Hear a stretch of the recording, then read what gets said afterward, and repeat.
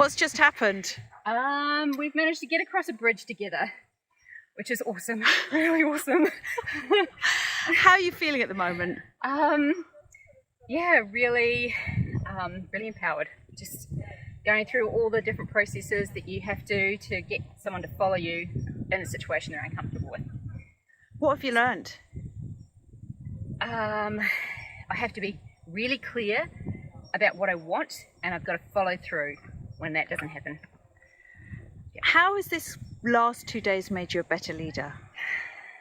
I think I've focused far too much on outcomes rather than relationships and clear goals and communicating those goals. Which makes sense. Yeah. Yeah. And how are you feeling now you've got the horse over?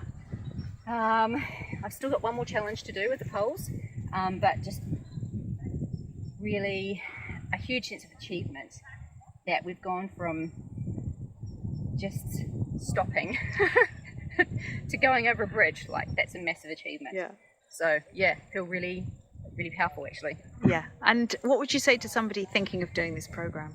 I think this program, I don't think it matters what you're doing in life, whether you're a leader or a potential leader.